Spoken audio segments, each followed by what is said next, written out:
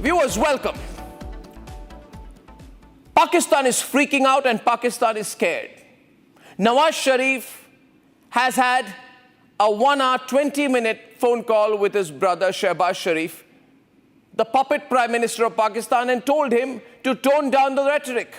In other words, Nawaz Sharif has told Shehbaz Sharif that be realistic, you stand no chance vis-a-vis India. If you make very aggressive comments, it's going to come back and bite you. You are in no position to back up your threats. Hence, you must try every single diplomatic route. Now, this news is all over the Pakistani media. Pakistani newspapers are publishing the details, saying that there have been phone calls, there has been a meeting between Nawaz Sharif and Shehbaz Sharif, and Shehbaz Sharif has been clearly told by Nawaz Sharif that following the decisions that have been taken by India, we are in a bad situation. We cannot afford to take on India, and hence even the Defense Minister Khwaja, who's been making these aggressive comments of late, saying we'll see India, we need international support, has been told to tone down. That's headline number one. And headline number two this evening is that I have with me details of all the Pakistan IDs recovered from the possession of terrorists by security forces here in India. I want to run those full frame for a minute. Full frame on your screens, ladies and gentlemen.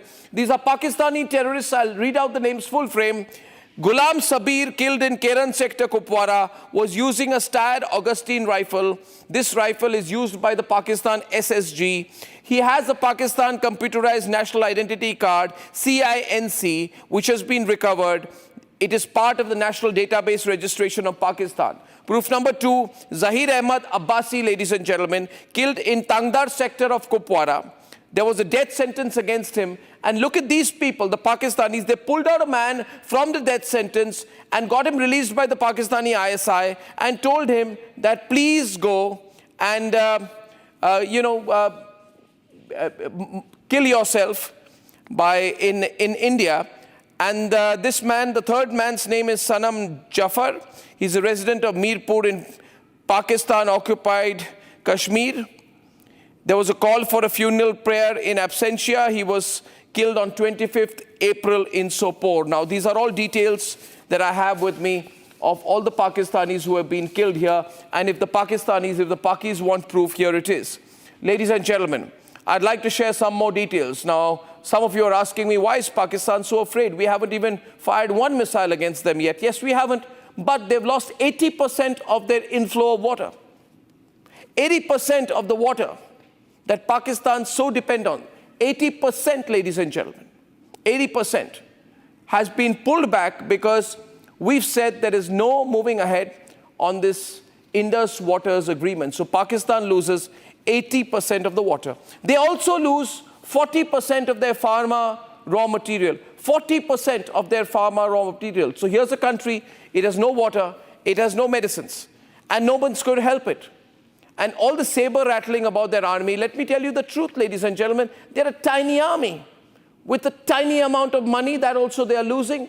In fact, if I put the numbers and show it to you, our defense budget is about 90 billion US dollars. Ladies and gentlemen, that number should be revised. It's 87, almost close to 90 billion. No. And the Pakistan budget is about 10 billion. So verifiable data, they are 9 times smaller than our defense budget. Most importantly, look at the number today, 63,000 crore rupee Rafale deal.